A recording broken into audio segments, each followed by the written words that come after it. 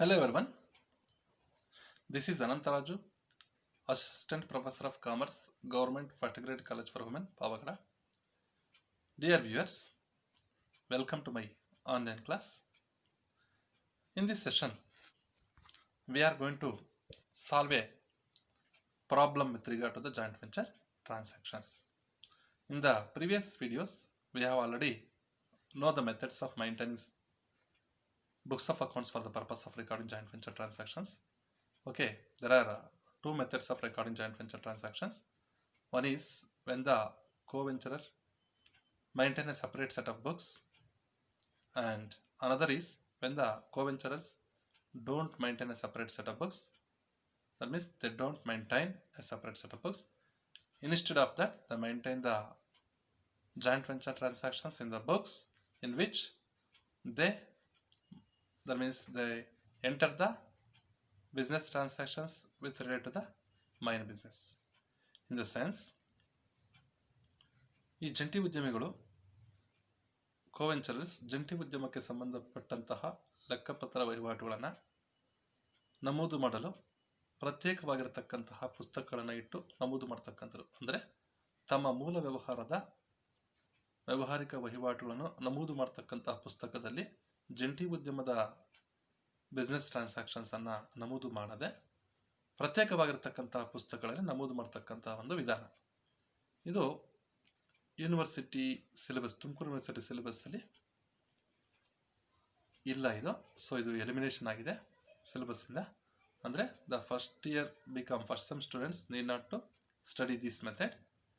But another method, that is when separate set of books are not maintained, ಪ್ರತ್ಯೇಕವಾಗಿರ್ತಕ್ಕಂಥ ಪುಸ್ತಕಗಳನ್ನು ನಮೂದು ಮಾಡದೆ ತಮ್ಮ ಮೂಲ ವ್ಯಾವಹಾರಿಕ ವಹಿವಾಟುಗಳನ್ನು ನಮೂದು ಮಾಡ್ತಕ್ಕಂತಹ ಪುಸ್ತಕಗಳಲ್ಲಿಯೇ ಜಂಟಿ ಉದ್ಯಮಕ್ಕೆ ಸಂಬಂಧಪಟ್ಟಂತಹ ವ್ಯಾವಹಾರಿಕ ವಹಿವಾಟುಗಳನ್ನು ಸಮೇತ ನಮೂದು ಮಾಡ್ತಕ್ಕಂಥದ್ದು. ಈ ಪದ್ಧತಿ, ಈ ಒಂದು ಮೆಥಡನ್ನು ಸ್ಟೂಡೆಂಟ್ಸು ಸ್ಟಡಿ ಮಾಡಬೇಕಾಗುತ್ತೆ. So that is the second method ಅಂತ ಹೇಳ್ಬೋದು. ಸೊ ಈ ಮೆಥಡ್ ಯಾವುದಪ್ಪ ಅಂತಂದರೆ, when separate set of books are not maintained, instead of maintaining the separate set of books for the purpose of recording the joint venture transactions, the co-venturers keep record. That means enter the joint venture transactions in the books in which they record the business transactions of their main business. ಯಾವ ಪುಸ್ತಕಗಳಲ್ಲಿ ತಮ್ಮ ಮೂಲ ವ್ಯಾವಹಾರಿಕ ವಹಿವಾಟುಗಳನ್ನು ನಮೂದು ಮಾಡ್ತಾರೋ ಅಲ್ಲಿಯೇ ಜಂಟಿ ಉದ್ಯಮಕ್ಕೆ ಸಂಬಂಧಪಟ್ಟಂತಹ ವ್ಯಾವಹಾರಿಕ ವಹಿವಾಟುಗಳನ್ನು ಸಮೇತ ನಮೂದು ಮಾಡ್ತಕ್ಕಂಥದ್ದು. ಸೊ ಈ ವಿಧಾನವನ್ನು ಅಭ್ಯಾಸ ಮಾಡಬೇಕಾಗುತ್ತೆ. ಅಗೈನ್ ದಿಸ್ ಮೆಥಡಲ್ಲಿ ಮತ್ತೆ ದೇರ್ ಅರೈಸಸ್ ಟೂ ಪಾಸಿಬಿಲಿಟೀಸ್. ಅಲ್ಲಿ ಮತ್ತೆ ಒಂದು ವಿಧಾನಗಳಿದ್ದಾವೆ. ಈ ಜಂಟಿ ಉದ್ಯಮಕ್ಕೆ ಸಂಬಂಧಪಟ್ಟಂಗೆ ವ್ಯಾವಹಾರಿಕ ವಹಿವಾಟುಗಳನ್ನು ನಮೂದು ಮಾಡ್ತಕ್ಕಂಥ ಸಂದರ್ಭದಲ್ಲಿ, ಅಂದರೆ ಪ್ರತ್ಯೇಕವಾಗಿರತಕ್ಕಂತಹ ಪುಸ್ತಕಗಳನ್ನು ಇಡದೆ ತಮ್ಮ ಸ್ವಂತ ಬುಕ್ಗಳಲ್ಲಿ ಬರೀತಕ್ಕಂಥ ಸಂದರ್ಭದಲ್ಲೂ ಸಮೇತ ಎರಡೂ ತರಹ ಒಂದು ಅಕೌಂಟಿಂಗ್ ಟ್ರೀಟ್ಮೆಂಟನ್ನು ನಾವು ಕಾಣ್ಬೋದು. ಅದು ಯಾವುದಪ್ಪ ಅಂತಂದರೆ, when each coventurer keep record of their own transactions ಮತ್ತು when each coventure keep record of all transactions. ಯಾವುದಪ್ಪ ಅಂತಂದರೆ, when each coventurer keep record of all the transactions related to the joint venture, and the second one is when each coventurer keep record of their own transactions. That means the transactions related to them only. ಅದರಲ್ಲಿ A B C ಅಂತಕ್ಕಂಥ 3 ಜನ coventurers ಇದ್ದಾರೆ ಅಂತ ಇಟ್ಕೊಳ್ಳೋಣ. Suppose if there are co-venturers A, B and C, in the books of A records the joint venture transactions with regard to him, and also the joint venture transactions relating to B and C also. And in the books of B also records the joint venture transactions with regard to him, and also the joint venture transactions relating to A and C, like that. ಇಲ್ಲಿ ಎಲ್ಲ joint venture ಸಂಬಂಧಪಟ್ಟಿರ್ತಕ್ಕಂಥ ಎಲ್ಲ ವ್ಯಾವಹಾರಿಕ ವಹಿವಾಟುಗಳನ್ನು, ಎಲ್ಲ ಕೋವೆಂಚರರ್ಸ್ಗೆ ಸಂಬಂಧಪಟ್ಟಿರ್ತಕ್ಕಂಥ ವ್ಯಾವಹಾರಿಕ ವಹಿವಾಟುಗಳನ್ನು ನಮೂದು ಮಾಡ್ತಾರೆ. ಜಂಟಿ ಉದ್ಯಮಕ್ಕೆ ಸಂಬಂಧಿಸಿದ ಎಲ್ಲ ಕೋವೆಂಚರರ್ಸ್ನ ವ್ಯಾವಹಾರಿಕ ವಹಿವಾಟುಗಳನ್ನು ಪ್ರತಿಯೊಬ್ಬ ಕೋವೆಂಚರರು ಮೇಂಟೈನ್ ಮಾಡ್ತಾರೆ. ಅದು ಒಂದೇದು. ಎರಡನೇದೇನಪ್ಪ ಅಂತಂದರೆ, each coventurer keep record of own transactions only. ಅಂದರೆ ಎ ಬಿ ಸಿ 3 ಜನ ಕೋವೆಂಚರ್ ಇದ್ದಾರೆ ಅಂತ ಇಟ್ಕೊಳ್ಳೋಣ. ಇಲ್ಲಿ in the books of coventurer A, he keep record of his own transactions only. ಜಂಟಿ ಉದ್ಯಮಕ್ಕೆ ಸಂಬಂಧಪಟ್ಟಂಗೆ ಆತನ ವ್ಯಾವಹಾರಿಕ ವಹಿವಾಟುಗಳನ್ನು ಮಾತ್ರ ಆತನ ಪುಸ್ತಕಗಳಲ್ಲಿ ಬರೆದುಕೊಂಡು ಇತರೆ ಜಂಟಿ ಉದ್ಯಮಿಗಳು, ಇತರೆ ಕೋವೆಂಚರರ್ಸ್ನ ವ್ಯಾವಹಾರಿಕ ವಹಿವಾಟುಗಳನ್ನು ಇಲ್ಲಿ ನಮೂದು ಮಾಡೋದಿಲ್ಲ. ಅದನ್ನು ನೆಕ್ಸ್ಟ್ ಇದರಲ್ಲಿ ಸ್ಟಡಿ ಮಾಡೋಣ. ಸೊ ಇಲ್ಲಿ with regard to the recording of joint venture transactions, when each co-venture keep record of all transactions ಸಂಬಂಧಪಟ್ಟಂಗೆ ಒಂದು ಪ್ರಾಬ್ಲಮ್ ಅನ್ನ ಈಗ ಸಾಲ್ವ್ ಮಾಡೋಣ. Okay, let us have A glance at the problem. Here A and B enter into a joint venture to construct a plant for Gagan traders at an agreed price of rupees 50,000 and to share the profits and losses equally. ಈ ಒಂದು problem ಅಲ್ಲಿ A and B are the joint ventures. They entered into a joint venture agreement, that is they undertake a joint venture for the purpose of constructing a plant for the Gagan traders. Gagan traders ಅವರಿಗೆ ಒಂದು plant ಅನ್ನ construct ಮಾಡ್ತಕ್ಕಂಥ ಒಂದು joint venture ಬಿಸ್ನೆಸ್ಗೆ ಇವರು ಒಂದು agreement ಮಾಡ್ಕೊಂಡಿದ್ದಾರೆ.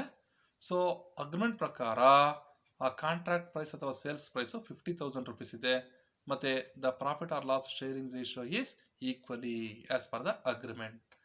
And then A paid rupees 12,000 for the purchase of equipment and rupees 3,000 for salary to staff.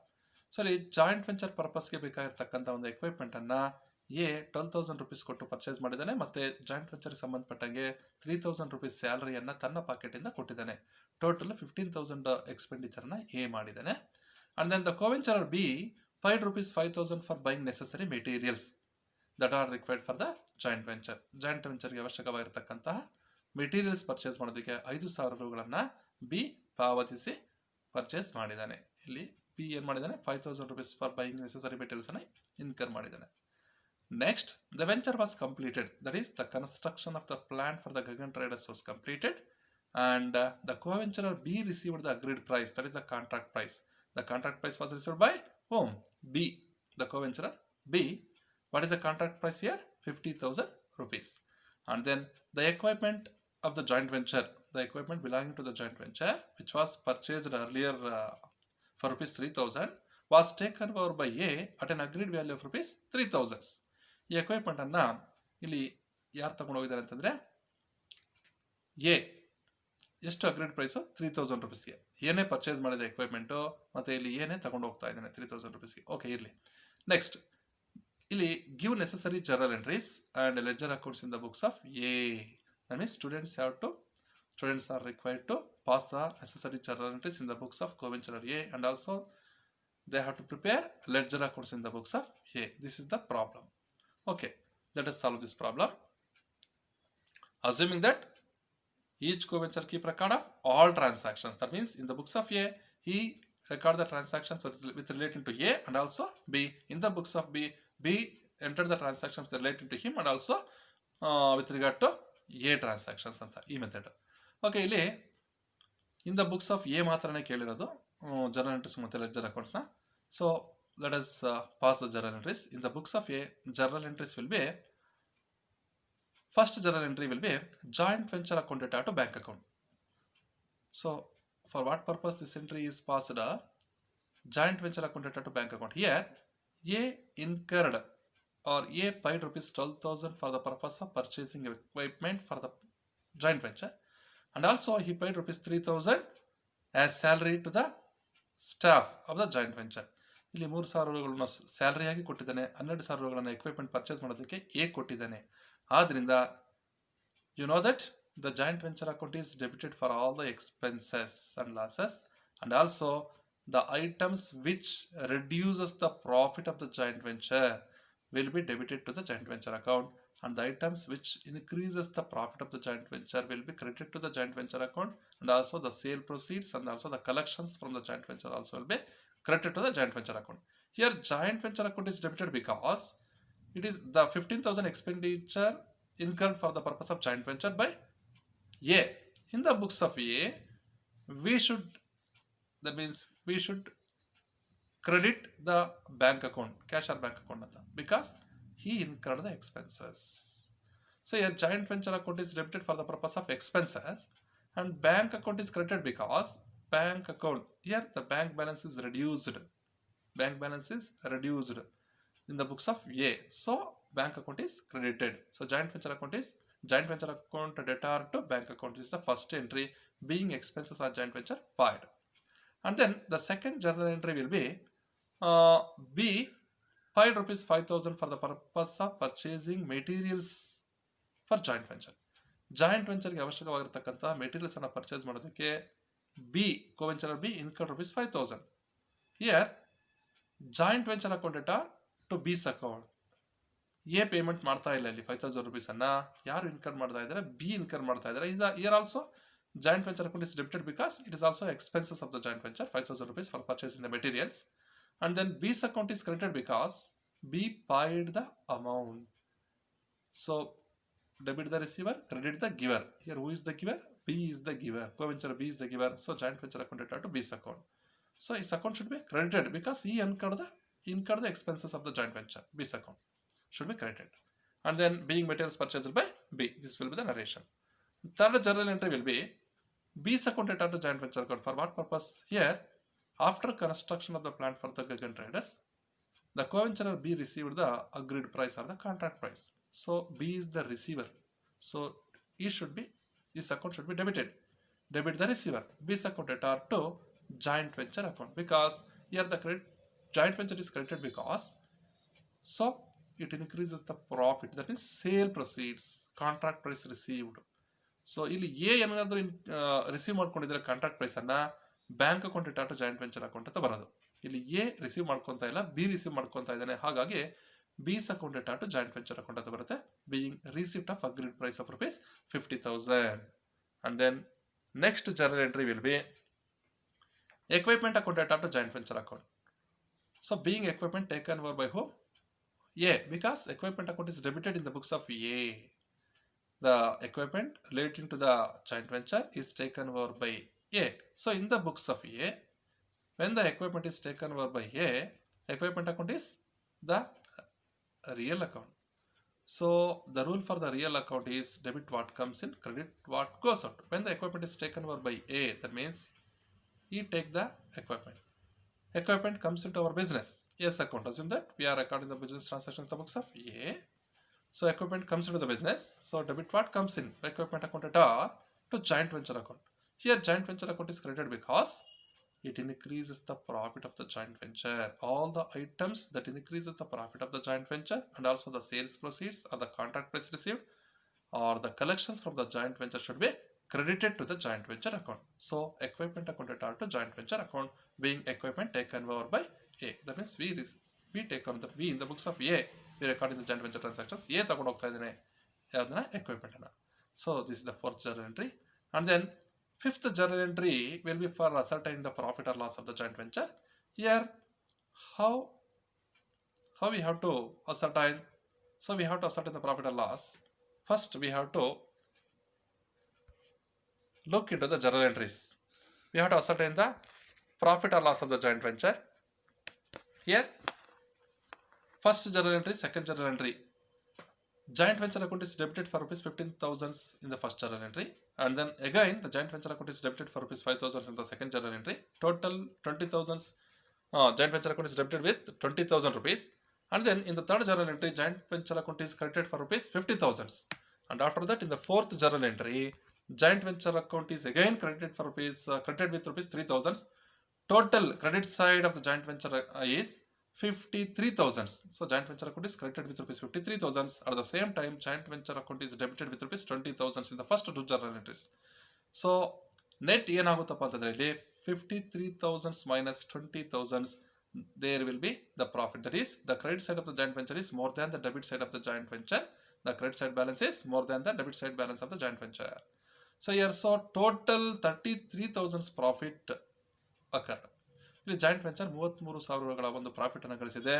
As per the profit and loss sharing ratio is as concerned to the profit and loss sharing ratio is equal. This should be apportioned in between the A and B equally. Total 33,000 rupees ಅಲ್ಲಿ ಇಬ್ಬರಿಗೂ ಎಷ್ಟು ಭಾಗ ಬರುತ್ತೆ ಅಂದರೆ 16,500 will goes to A and 16,500 will goes to B's account.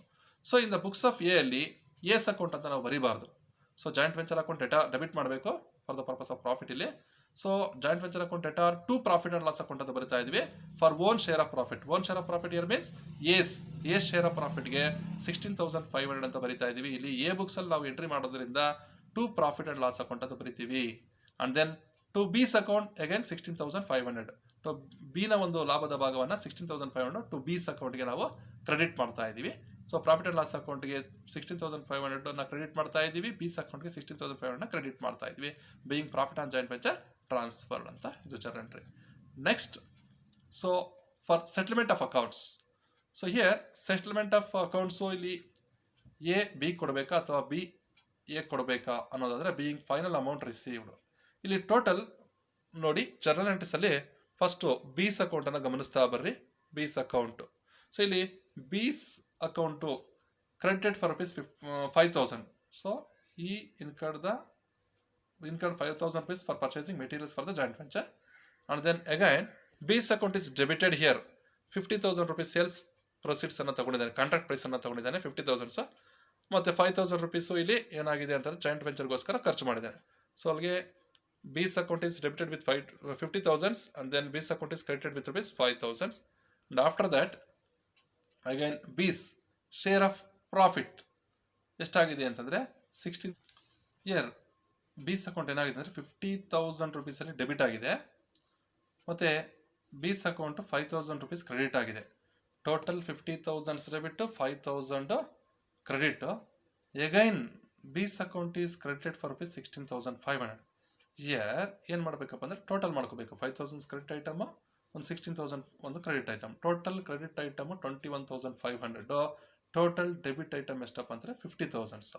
So ಅಲ್ಲಿ ಏನಾಗುತ್ತೆ ಅಂತಂದರೆ, so debit side ಜಾಸ್ತಿ ಇದೆಯಲ್ಲ, 28,500 ಜಾಸ್ತಿ ಇದೆ. 50,000 21,500 ಅಂದರೆ ಇನ್ನು 28,500 B has to pay to A. ಅಂದರೆ ಇಲ್ಲಿ ನಾವು ಬಿ ಇಂದ ಎ ಬುಕ್ಸಲ್ಲಿ ನಾವು ಎಂಟ್ರಿ ಮಾಡ್ತಾ ಇರೋದ್ರಿಂದ ನಾವು ಬಿ ಇಂದ ಅಮೌಂಟನ್ನು ರಿಸೀವ್ ಮಾಡ್ಕೋಬೇಕಾಗಿದೆ. ಸೊ ಹಾಗಾಗ್ಬಿಟ್ಟು ರಿಸೀವ್ ಮಾಡ್ಕೊತಾ ಇದ್ದೀವಿ. Bank account at at B's account ಅಂತ last journal entry will be bank account at at B's account being final amount received ಅಂತ ಇದು ಜರ್ನಲ್ ಎಂಟ್ರಿ ಬರುತ್ತೆ. 28,500 28,500 bank account at at B's account settlement entry. Next ledger accounts in the books of A ನೋಡಿ, 2 bank account ಅಂತ ಮಾಡಿದ್ದೀವಿ. Debit side items ಅನ್ನು ನೋಡೋಣ. 2 bank account for what purpose? For purchasing equipment 12,000 rupees A incurred, and for paying salary rupees 3,000. Total 15,000 incurred by A in the books of A. 2 bank account, that means joint venture account should be debited with bank account. 2 bank account 15,000. And then next item is 2 B's account, equipment purchased. So ಇಲ್ಲಿ equipment purchase ಮಾಡೋದಕ್ಕೋಸ್ಕರ B incur ಮಾಡಿದ್ದಾನೆ expenses ಅನ್ನ, ಎಷ್ಟು 5,000 rupees. So again joint venture expenses, so joint venture account should be debited with B account. 2 B's account 5,000 rupees. And after that ಈ ಕಡೆ credit side ಗಮನಿಸೋದಾದರೆ by B's account price received, contract price was received by whom by B. So 50,000 rupees contract ಪ್ರೈಸನ್ನು receive ಮಾಡ್ಕೊಂಡಿದ್ದಾನೆ ಯಾರು? B. So ಇಲ್ಲಿ 50,000 ಇಲ್ಲಿ credit side joint ವೆಂಚರ್ಗೆ ಹಾಕಿದ್ದೀವಿ. ಮತ್ತು equipment was taken over by whom, taken over by A. So by equipment ಅಂತ journal ಎಂಟ್ರೀಸನ್ನು ನೋಡ್ಕೊಂಡ್ಬಿಟ್ಟು ನಾವು ಈ ಲೆಡ್ಜರ್ ಅಕೌಂಟ್ಸ್ಗೆ ಪೋಸ್ಟಿಂಗನ್ನು ಕೊಟ್ಟಿದ್ದೀವಿ. 3,000 ರೂಪೀಸ್ ಎಕ್ವೈಪ್ಮೆಂಟ್. ಸೊ ಇಲ್ಲಿ ಟೋಟಲ್ 53,000. ಸೊ ಕ್ರೆಡಿಟ್ ಸೈಡ್ ಇದೆ ಜಾಯಿಂಟ್ ವೆಂಚರ್ ಅಕೌಂಟು, ಮತ್ತು ಡೆಬಿಟ್ ಸೈಡ್ ಬಂದುಬಿಟ್ಟು ಸೊ ಎಷ್ಟಿದೆ 53,000 ಇಲ್ಲಿ 20,000 ಹೋದ್ರಿಂದ 33,000 will be the balance. This is treated as profit, and this profit is shared among A and B equally. 16,500 A ಬರುತ್ತೆ, 16,500 B ಬರುತ್ತೆ. To profit on joint venture ಅಂತ ಬರೆದ್ಬಿಟ್ಟು A's account ಅಂತ B's account ಅಂತ, means profit and loss ಅಕೌಂಟ್ಗೆ 16,500, B's ಅಕೌಂಟ್ಗೆ 16,500 ಬರುತ್ತೆ. Okay, this the ledger account. And then B's account, we have to prepare B's account in the books of A. Co-venturers account ಅಂತ ಇದೆಯಲ್ಲ, other co-venturers account ಅಂತ.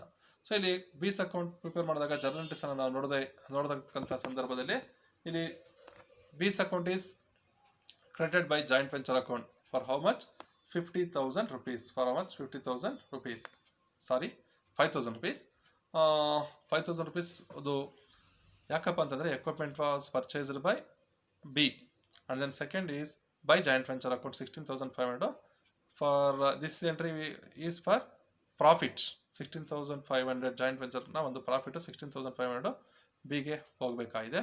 And then ಈ ಕಡೆ debit side ಗಮನಿಸಿದ್ರೆ to joint venture account 50,000 rupees because contract price was received by B. And ಇಲ್ಲಿ 50,000 debit item ಇದೆ. So total ಈ ಕಡೆ ಎಷ್ಟಿದೆ 21,500 ಬರ್ತಾ ಇದೆ. ಅಲ್ಲಿಗೆ 50 21,500 ಹೋದರೆ balancing figure 28,500 by bank account ಅಂತ ಬರೀತೀವಿ. This account belongs to, that means this amount 28,500 is to be paid by B to whom to A. ಅಂದರೆ ಎ ಬುಕ್ಸಲ್ಲಿ ಬೈ ಬ್ಯಾಂಕ್ ಅಕೌಂಟ್ ಅಂತ ಬರೆದ್ರೆ 28,500 ರೂಪಾಯಿ B has to pay to A 28,500. Okay, thank you for watching this video. Okay, have a nice day.